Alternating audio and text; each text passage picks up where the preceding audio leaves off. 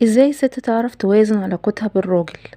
الست الشاطرة هي اللي تعرف تاخد من الراجل اللي هي عايزاه من غير ما تحسسه انها خدت اللي هي عايزاه، ان هو اللي اداها اللي هي عايزاه ده بمزاجه، بس هي واخداه بمزاجها مش بمزاجه.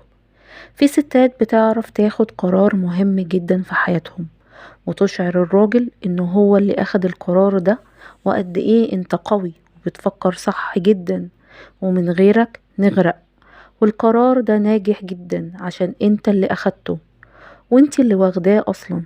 الست وهي داخلة في علاقة جديدة لازم تحط لنفسها محاذير وتحط لنفسها حاجات كده تقول دول مش هيتكسروا ابدا مهما حصل.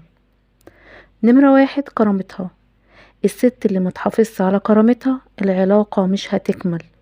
الست اللي تحافظ على كرامتها ويبقى قلبها جامد، ونحط ما بين جامد دي قوسين جامد جدا كمان، انه لو الراجل قال لها بقولك ايه، لو مش عاجبك امشي، ترد عليه وتقوله ايوه همشي بقلب كده.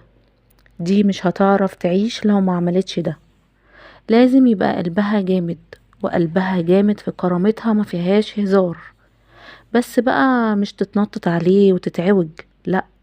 اهانة لا. كلام فيه تلميح لحاجة غلط برضو لا. لان الراجل هنا هيحترمها، والراجل لما يحترم واحدة ست بيكمل معاها. الست اللي بيقول لها انا بحس ان انتي قريبة قوي مني بس عايز اقرب منك اكتر. عارفة، انتي مراتي، انا حاسس انك مراتي، انا عايز اخدك في حضني، انا عايز وعايز وعايز، ويقوم جايبك كده على وشك وتوصل الحدوتة بينكم لعلاقة. الراجل ده مش هيتجوزك لانه مش بيحبك اصلا.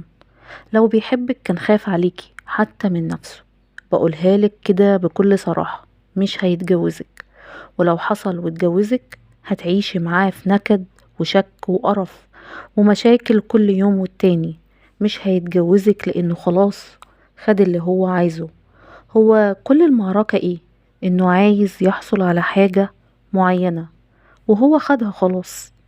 حتى لو ما كانش عايز يحصل على حاجة ولقاكي جيتي لحد عنده كده وخلاص، هيبتدي من جواه يشك ان انتي ممكن تكوني عملتي كده مع 100 واحد قبله، ممكن كمان تعملي كده مع 100 واحد بعده. يبقى الكرامة ما تدلوش حاجة. الست اللي بتدلق على الراجل بيجري منها نظرية الكلب مش الحبل. تجري تهجمي على الكلب هيجري منك، تجري انتي على الكلب زي ما قلتلك هيجري منك، لكن لو تجري انتي من الكلب هيجري وراكي ومش هيسيبك.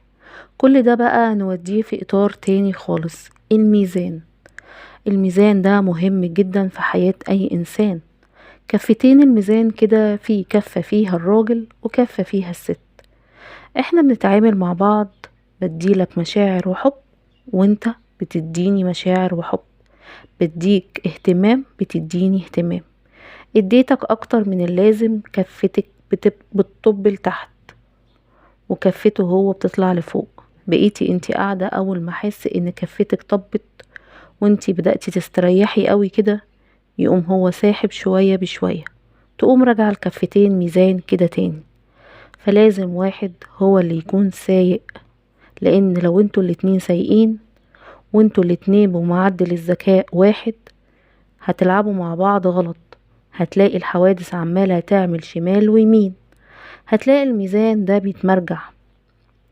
الست لما بتدلق على وشها الراجل وتحبه زيادة عن اللزوم وتبتدي تقدم تنازلات شويتين، التنازلات دي بتزيد، هو يبتدي يشعر ان ده حق مكتسب ليه. الراجل بيحب الست اللي تقف قدامه، ست فيها عقلية بيتكلم معاها عقل، مخ بيفكر ليه مش عليه. خدي بالك من دي كويس قوي، لازم تخليه يصدق انك لما بتفكري ده ليه مش عليه. وهنا جينا لنهاية حلقتنا، واشوفكم في فيديو جديد. ولو عجبكم اللي بقدمه شرفوني بانضمامكم للقناة ولايك وتعليق تشجعوني بيه اني اكمل. اشوفكم على خير مع كارمن، والسلام عليكم.